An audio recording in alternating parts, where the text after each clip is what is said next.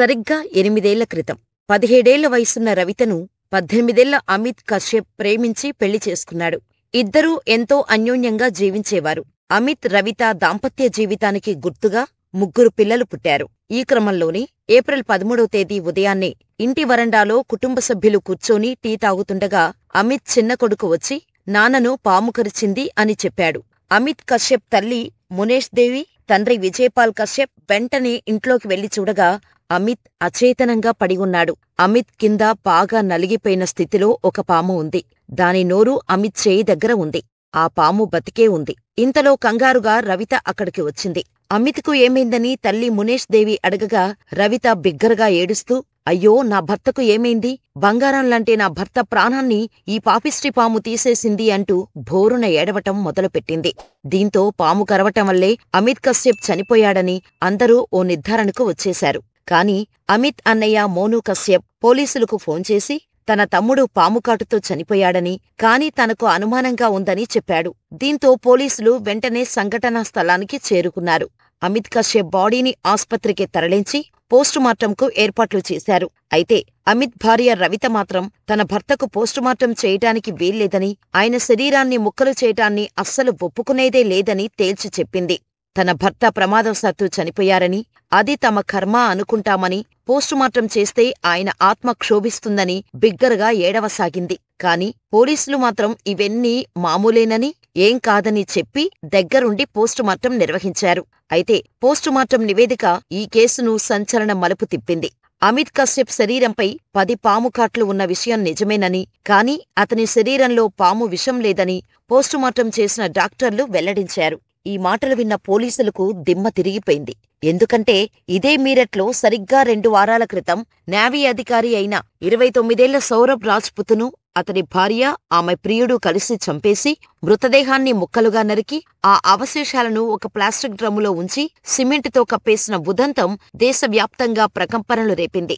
అమిత్ కశ్యప్ మరణం కూడా అనుమానాస్పదంగా ఉండటం, కుటుంబ సభ్యుల అనుమానాలు, తన భర్తకు పోస్టుమార్టం చేయొద్దని గొడవ చేయటం వంటి కారణాల నేపథ్యంలో రవితని పోలీసులు అదుపులోకి తీసుకున్నారు. అసలేం జరిగిందో చెప్పాలని పోలీసులు తమదైన శైలిలో ప్రశ్నించగా రవిత కళ్ళు చెదిరిపోయే నిజాలను బయటపెట్టింది. ఆమె చెప్పిన విషయాలు విన్న తర్వాత పోలీసులకు మతిపోయినంత పనైంది. ఉత్తరప్రదేశ్లోని మీరట్ దగ్గర్లో బహసూమా ప్రాంతంలోని అక్బర్పూర్ సదత్ గ్రామంలో దాదాపు 6000 జనాభా ఉంటుంది. అమిత్ కశ్యప్ది నిరుపేద కుటుంబం. 4 అన్నదమ్ములలో అమిత్ రెండోవాడు. అమిత్కు 18 ఏళ్ల వయసు ఉన్నప్పుడు అదే ప్రాంతానికి చెందిన 17 ఏళ్ల రవితను ప్రేమించి పెళ్లి చేసుకున్నాడు.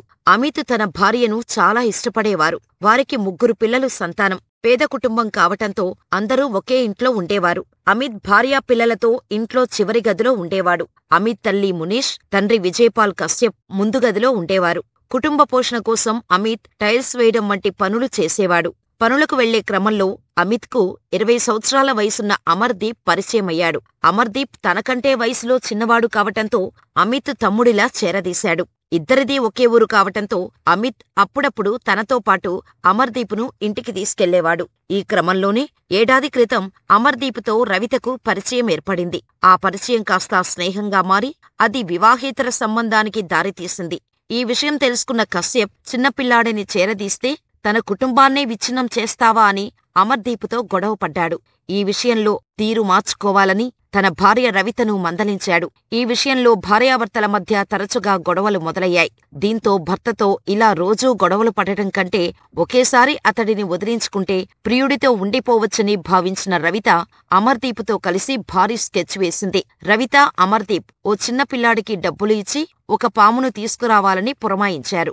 దీంతో పాములు పట్టేవాళ్ల దగ్గరకు వెళ్లిన ఆ బాలుడు 1000 రూపాయలు ఇచ్చి ఒక పాము తీసుకొచ్చి అమర్దీపుకు ఇచ్చాడు. అది ఏప్రిల్ 12వ తేదీ.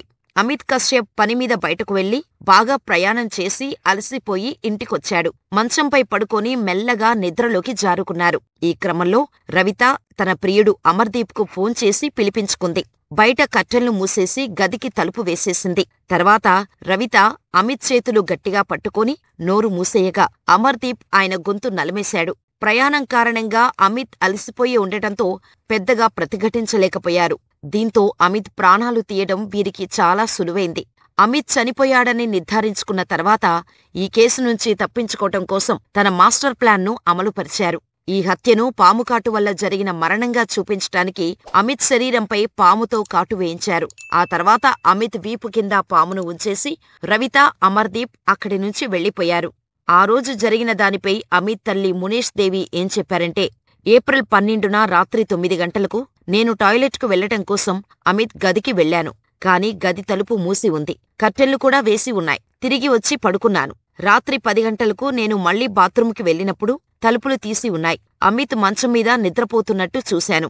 ఏప్రిల్ 13వ తేదీ ఉదయం నేను బయట కూర్చొని ఉన్నప్పుడు అమిత్ చిన్న కొడుకు వచ్చి నాన్నను పాము కరిచిందని చెప్పాడు. నేను లోపలకు వెళ్లేసరికి నా కొడుకు మంచంపై కదలకుండా పడుకొని ఉన్నాడు. అమిత్ కింద ఒక పాము ఉంది. దాని నోరు అమిత్ చేయి దగ్గర ఉంది. ఆ పాము బతికే ఉంది. అమిత్కు ఏమైందని నేను రవితను అడిగాను. పాము కాటేయటంతో అమిత్ చనిపోయాడని రవిత చెప్పింది. బహుశా రాత్రి 9-10 గంటల మధ్యలో అమిత్ను చంపేసి ఉండొచ్చు అని అమిత్ తల్లి మునేష్ దేవి అన్నారు. సరిగ్గా అమిత్ తల్లి చెప్పిన ఆ సమయంలోనే హత్య జరిగిందని నిందితులను విచారించిన తర్వాత బహసూమా పోలీస్ స్టేషన్ అధికారిని ఇందుకుమారి కూడా చెప్పారు. ఈ హత్యను పాముకాట వల్ల జరిగిన మరణంగా చూపించటానికి అమిత్ శరీరం కింద పామును ఉంచారని ఇందుకుమారి వెల్లడించారు. అమిత్ను పాము చాలాసార్లు కరిచింది. దీనిపై మేము వైద్యులతో కూడా మాట్లాడాం. పాము కరవటానికి ముందే అమిత్ మరణించటంతో ఆయన శరీరంలో రక్త ప్రసరణ ఆగిపోయిందని, దీంతో అమిత్ శరీరంలోకి విషం వ్యాపించలేదని వైద్యులు తెలిపారు. అమిత్ మృతదేహం కింద పామును అమర్దీప్ పెట్టాడు. ఆయన దానిని ఎవరినుంచి తీసుకున్నారనే దానిపై దర్యాప్తు జరుగుతోంది అని ఇందుకుమారి తెలిపారు. ఈ సంఘటన ఏప్రిల్ 12న మీరట్ దగ్గరున్న బహుసుమాలోని అక్బర్పూర్ సాదాత్ గ్రామంలో జరిగింది. మృతదేహానికి ఏప్రిల్ 13న పోస్టుమార్టం జరిగింది. అమిత్ అన్నయ్య మోనూ కశ్యప్ ఫిర్యాదు చేయటంతో రవిత, ఆమె ప్రియుడు అమర్దీప్పై పోలీసులు కేసు నమోదు చేశారు. నిందితులను అరెస్ట్ చేసి జైలుకు పంపారు అని మీరట్ ఏఎస్పీ రమేష్ కుమార్ మిశ్రా చెప్పారు.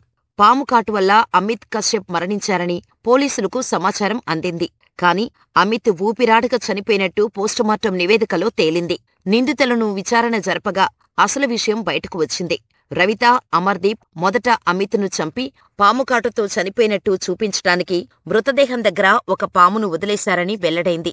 అమిత్ శరీరం కింద నలిగిపోయి ఉన్న పామును కూడా సంఘటనా స్థలం నుంచి స్వాధీనం చేసుకున్నారు. మృతుడు అమిత్, నిందితుడు అమర్దీప్ ఒకే గ్రామంలో కొద్ది దూరంలోనే నివసిస్తున్నారు అని ఏఎస్పీ తెలిపారు. ఈ కేసులో అమిత్ భార్య 25 ఏళ్ల రవిత, ఆమె ప్రియుడు 20 ఏళ్ల అమర్దీప్ ఇద్దరూ నేరాన్ని అంగీకరించారని పోలీసులు వెల్లడించారు. ఇంతకీ వీరికి ఈ పాము ఎవరిచ్చారంటే, కృష్ణ అనే పాములు పట్టుకునే వ్యక్తి దగ్గర నుంచి అమర్దీప్ పాము తీసుకున్నాడని విచారణలో తేలింది. మేము మైదాన ప్రాంతంలో పాములను పట్టుకుని అడవిలో వదిలేస్తాం. ఇదే మా పని. రాజ్కుమార్ అనే బాలుడు ఆ పామును మా దగ్గర నుంచే తీసుకున్నాడు. రాత్రి జాగరణకు అది అవసరమని, తన పని పూర్తయిన తర్వాత తిరిగి ఇస్తానని చెప్పాడు. 1000 రూపాయలు కూడా ఇచ్చాడు అని కృష్ణ అనే వ్యక్తి పీటీఐ వార్తా సంస్థతో చెప్పారు. ఇక తన భర్తను ఎందుకు చంపాల్సి వచ్చిందనే దానిపై రవిత కీలక విషయాలు చెప్పింది. నా భర్త ఎప్పుడూ నాతో గొడవ పడేవారు, నన్ను తిట్టేవారు. ఏప్రిల్ 10న నేను అమిత్తో కలిసి శాకంబరి ప్రసాదం ఇవ్వటానికి వెళ్లాను. అప్పుడే అమర్దీప్తో కలిసి అమిత్ను చంపాలని నేను ప్లాన్ వేశాను అని రవిత చెప్పింది. తండ్రి చనిపోయి తల్లి జైలుపాలు కావటంతో అమిత్, రవిత దంపతుల 3 పిల్లలు అనాథలుగా మారిపోయారు. అమిత్ మరణంతో గ్రామంలోని ప్రజలు దిగ్భ్రాంతికి గురయ్యారు. రవిత, అమర్దీప్ ఇద్దరికీ మరణశిక్ష విధించాలని డిమాండ్ చేస్తున్నారు. తన కొడుకును చంపినవారికి మరణశిక్ష విధించాలని అమిత్ తండ్రి విజయపాల్ కశ్యప్ కన్నీటి పర్యంతమయ్యారు. ఇటీవల కాలంలో వివాహేతర సంబంధాలకు అలవాటుపడి భర్తల్ని భార్యలు చంపుతున్న ఉదంతాలు కలవరపెడుతున్నాయి. ఎవ్వరికీ అనుమానం రాకుండా కొత్త కొత్త దారుల్లో ప్రాణాలు తీస్తున్న తీరును చూసి పోలీసులే ఆశ్చర్యపోతున్నారు. తనకంటే చిన్నవాడిని అమర్దీపును అమిత్ చేరదీశాడు. కాని వాడు మాత్రం అమిత్ భార్యనే లోబరుచుకొని చివరికి అతడి ప్రాణాలు తీసేందుకు కూడా వెనకాడలేదు. ప్రియుడి మోజులో పడి కడుపున పుట్టిన బిడ్డలు ఏమైపోయినా పర్వాలేదని బరితెగించి కట్టుకున్న భర్తను చంపేందుకు కూడా రవిత సంకోచించలేదు. ఇలాంటి ఘటనలు చూశాక బంధాలు, స్నేహాలను అనుమానించాల్సిన పరిస్థితుల్లోకి వెళ్లిపోయామని అనిపిస్తోంది. నమ్మక ద్రోహానికి, వంచనకు పాల్పడ్డ రవిత, అమర్దీపులకు ఎలాంటి శిక్ష విధించాలో మీ అభిప్రాయాలను మాకు కామెంట్ రూపంలో తెలియచేయండి. ఇలాంటి మరిన్ని వీడియోల కోసం మన ఛానల్ని సబ్స్క్రైబ్ చేసుకుని ఈ వీడియో మరింత మందికి చేరేలా లైక్ చేసి షేర్ చేయండి.